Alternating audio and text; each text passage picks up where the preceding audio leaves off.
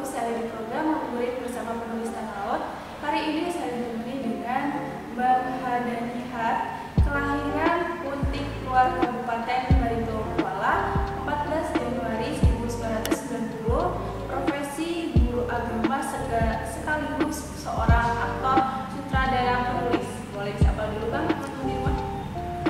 Hai Bung dan Nona, semoga selalu sehat. Gimana kabarnya hari ini Bang? Ya seperti ini Bang. Karena ada bisa bahasa Indonesia, jadi ampun maaf kita banyak pakai bahasa Banjar. Ya ada anda ini Bang. Bagus juga. Nah ngomong-ngomong, Bang Dani kan seorang guru, tapi mengapa memilih jalur literasi khususnya di sini? Jelaskan Bang.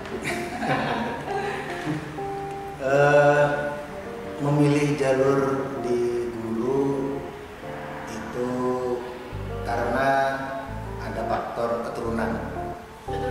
Soalnya dari abah, kemudian kai, mulai dari datu, abah kai itu mereka semua guru agama. Turun temurun sudah sebagai guru agama di lingkungan masyarakat, paling tidak di sekitar di rumah. Kemudian di 2008 cita-cita belum berubah. Cita-cita belum berubah karena masih ingin menjadi seorang ustadz, seorang guru agama. Kenapa Bang? Ya karena terpengaruh tadi. Terpengaruh dari itu. Ya abah, ya kai, kemudian mendengar cerita datu. Oh mereka semua adalah guru agama, kenapa aku harus cari jalur yang lain? Dan mungkin termotivasi juga dari abah yang sering kalau datang dari undangan, kan biasanya guru di kampung itu diundang orang untuk makan, untuk saruan, segala macam, datang ke rumah lalu bawa makanan. Nah, ini hasil abah dulu sekolah. Seandainya dulu abah kada sekolah, kada disekolahkan kayak di pondok, ya kada mungkin abah kau membawa makanan ini. Jadi sampai 2008 itu terus semangat untuk belajar di pondok pesantren, tidak mau mencari jalur yang lain. Nah di 2008 dipaksa untuk kuliah oleh abah, dipaksa kuliah. Kemudian 2008 itu ternyata di ospek, ya kan ada ospek kalau di kampus itu, di akhir acara penutupan ospek ada pementasan teater, dan kita kada tertarik juga sebenarnya di teater, kada tertarik. Ini kada apa-apa, tertawa lucu-lucu ya kayak itulah model sejenis. Kita terhibur aja ya karena sudah 3 hari kan diporsir mental kita dan fisik kita sudah 3 hari. Kemudian malam terakhir itu kita dihibur dengan hiburan yang bagus seperti itu, yang menghibur, sangat menghibur. Jadi tertarik tidak juga, tapi kemudian namaku didaftarkan kawan untuk ikut sanggar. Nah dari 2008 itulah kemudian aku mulai menyukai, tapi tidak ingin menggeluti, menyukai ya karena menggeluti sebuah seni pertunjukan. Tapi setelah di 2008 itu, kemudian pentas pertama di 2009, proses pertama itu di 2008 sebenarnya untuk kegiatan lomba, kemudian aku sebagai kru, kemudian di 2009 kami pentas teater, dan akhirnya dari situ mulai menyukai, mulai ingin mendalami teater, dan sebenarnya hal itu ditentang oleh orang tua. Ya balik tadi seperti tadi bahwa kamu ini abah guru agama, kai guru agama, masa kamu anak jadi seorang seniman teater lagi kan? Biasanya seniman sastra atau penulis puisi aja itu mungkin orang tua akan maklum, karena kalau menulis itu kan banyak membaca buku apa segala macamnya. Kalau teater ini kan banyak bergaul dengan orang-orang yang kita tidak tahu latar belakang mereka seperti apa. Nah kemudian aku beri alasan bahwa beri aku waktu 1 tahun untuk belajar teater sampai aku memiliki kepercayaan diri bisa seperti yang Abah inginkan. Akhirnya aku janji setahun, artinya 2000 akhir 2009 nanti aku akan mau seperti apa yang Abah inginkan, artinya ya ceramah. Tapi ternyata janji tersebut dipercepat. Di 2009 itu waktu hari raya, kemudian dipaksa untuk menjadi khotib di masjid. Akhirnya berbekal keberanian, kepercayaan diri belajar teater, karena di teater itu membutuhkan kepercayaan diri. Maka berasal dari situ muncul keberanian untuk mampu berada di depan jamaah yang mengikuti sholat Idul Fitri. Itu untuk pertama kalinya, dan alhamdulillah tugas yang pertama itu kemudian selesai. Dan ketika sampai pulang ke rumah, nah sekarang kata Abah, aku ridho mau bermain teater karena sudah lihat bukti. Wah, berarti dari hal yang tidak disukai jadi disukai gitu ya Bang. Ngomong-ngomong teater literasi, nah Bang Dhani kan suka teater. Nah, naskah atau tema seperti apa yang disukai Bang Dhani?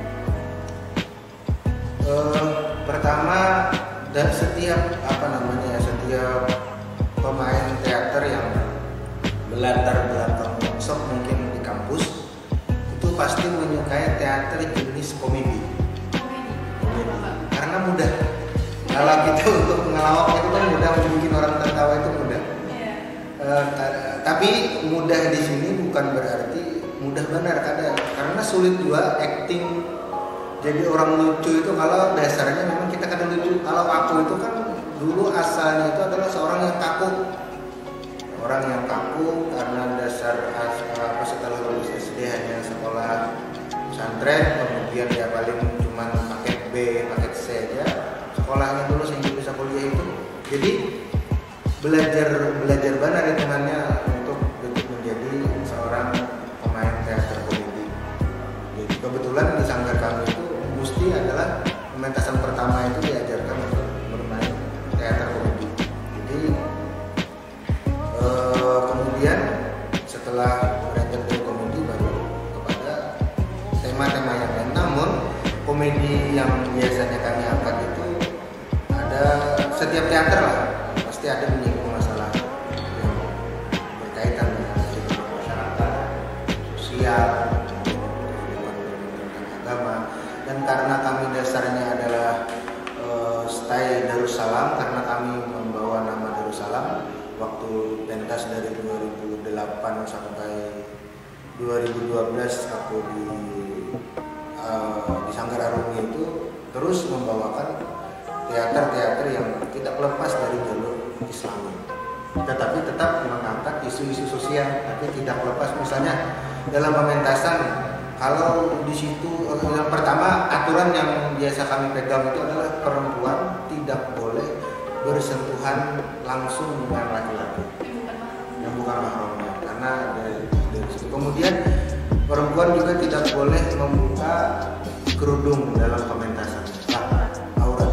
Lalu dulu yang menjadi kendala kami adalah ketika memainkan sebuah naskah.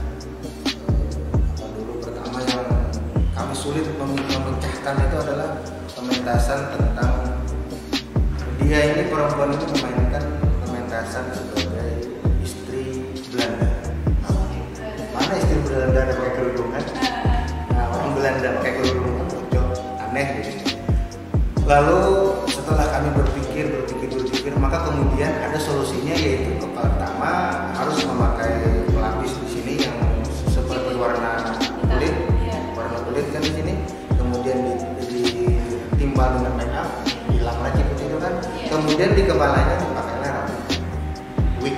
Nah, lalu dari situ kami bisa berpikir terus bagaimana mencari solusi agar pementasan kami ini tidak keluar daripada unsur-unsur agama yang diajarkan, karena berat bawa nama Darussalam, karena semua orang tahu pasti Darussalam itu adalah pesantren yang besar di Kalimantan Selatan.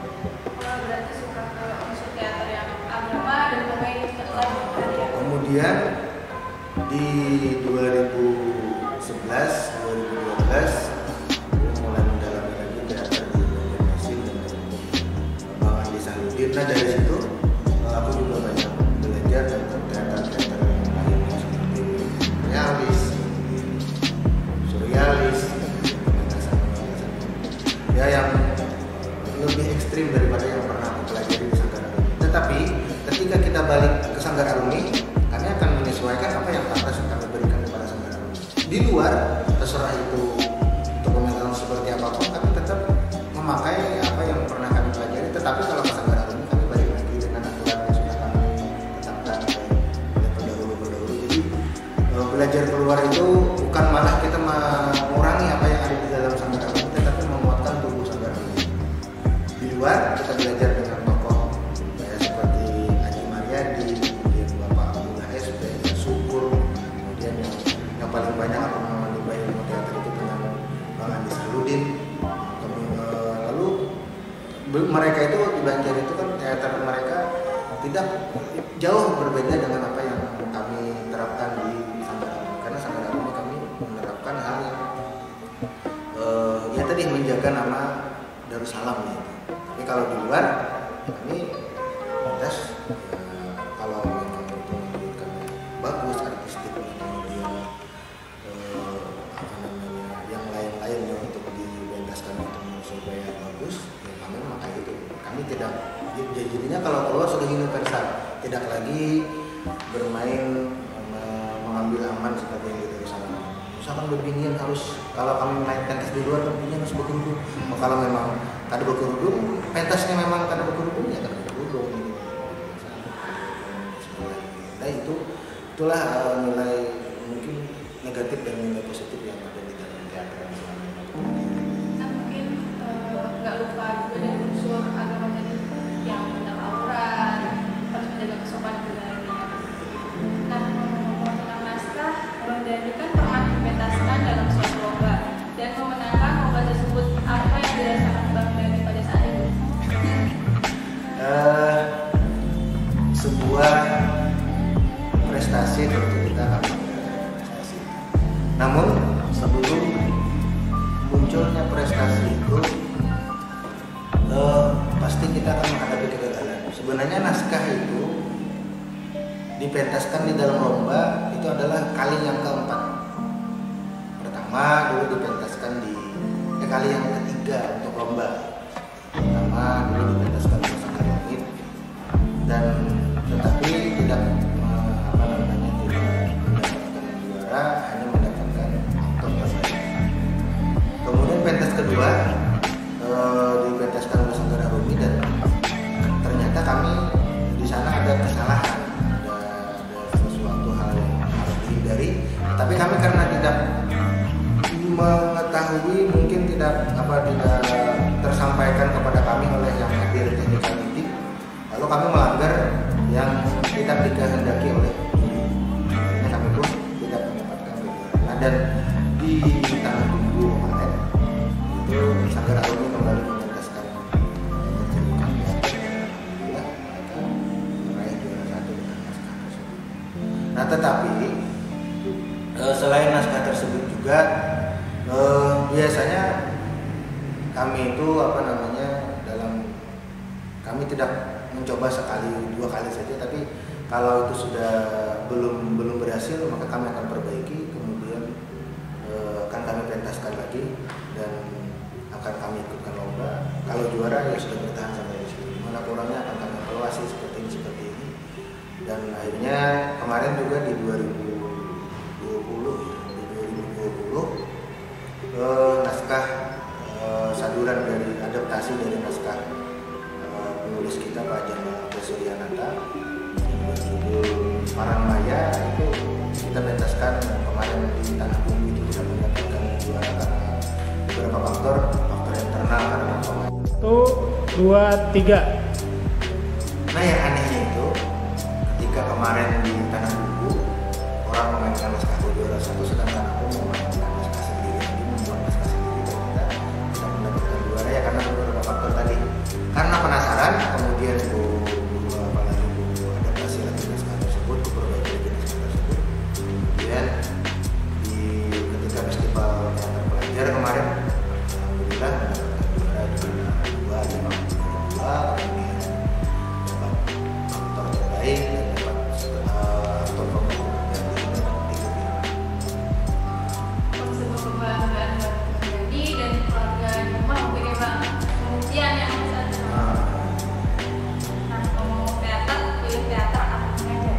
Aduh, ini sebenarnya itu bukanlah sebuah pilihan apakah pilih teater atau pilih mengajar. Sebenarnya dalam mengajar aku sudah berteater, dalam berteater aku sudah mengajar. Imbang berarti lah.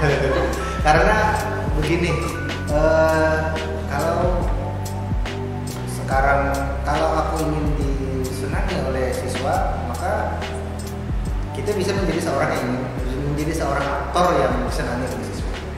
Kalau kita ingin ditakuti oleh siswa, maka jadikan diri kita menjadi seseorang yang ditakuti oleh siswa.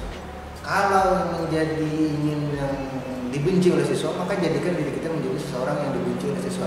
Melalui apa ya? Melalui ilmu teater yang sudah dipelajari. Biasanya kalau menyarikan hendak dianggap oleh siswa sebagai guru yang pemarah, maka berarti kita tunjukkan bahwa kita itu adalah seorang yang pemarah. Setiap kali harus, tapi marah itu pun ada etikanya. Marah itu ada alasan. Itu marah itu harus ada alasannya. Dan ilmu itu, ilmu membuat diri kita menjadi seorang yang berbeda-beda itu ya dari ilmu teater. Karena dalam ilmu teater kita bisa disuruh sutradara menjadi seorang yang pemarah. Beginilah karakter seorang pemarah. Dia antagonis, protagonis, dan lain-lain sebagainya. Itu kan sudah diatur, sudah dipelajari dalam dunia teater. Jadi pilihannya adalah ketika aku mengajar maka aku seorang aktor, ketika aku seorang aktor maka aku juga seorang pengajar. Imbang. Nah, ngomong teater tadi lo bang, siapa yang menjadi inspirasi dari film kali ini siapa? Iya, nyata guru satu-satunya itu Andi Sahrudin, kemudian Haji Haryadi dan Kaya Bindri. Selain itu kalau di luar Kalimantan itu di luar Kalsel itu ada Nano Rilian. Tiga di Kalsel, karena memang sebagian besar aku belajar dari mereka begitu. Dia lebih ke agama atau?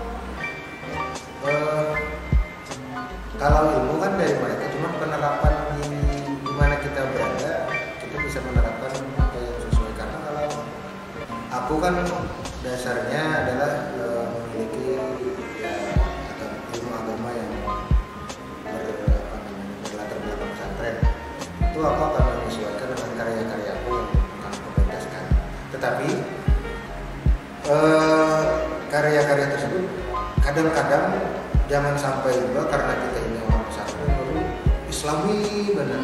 Aku kan senang juga kayak itu tuh, artinya ada kadang-kadang tujuan, ada juga kadang-kadang di luar Islam mungkin yang ada kalau di Islam kan kan juga. Jadi tergantung situasi dan kondisi di mana aku menggarap sebuah pementasan. Kalau menggarap pementasan di pesantren itu, aku membawa aneh-aneh. Nah, ngomong kali itu dulu bang, pesan kepada Bunda Nana itu apa? Apa bang?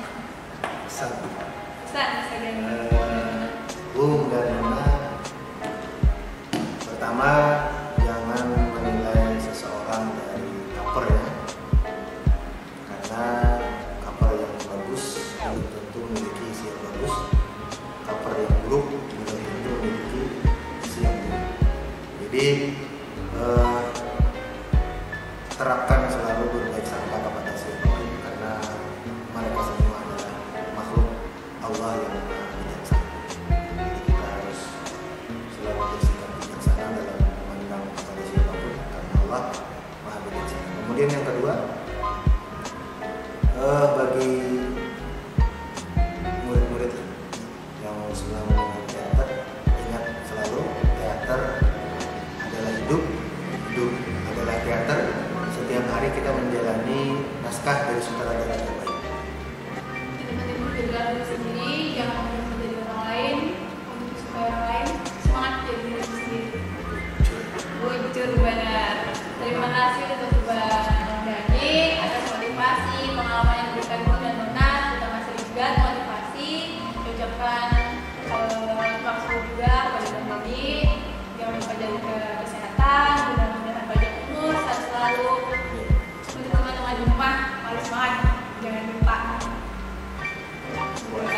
dan puasa.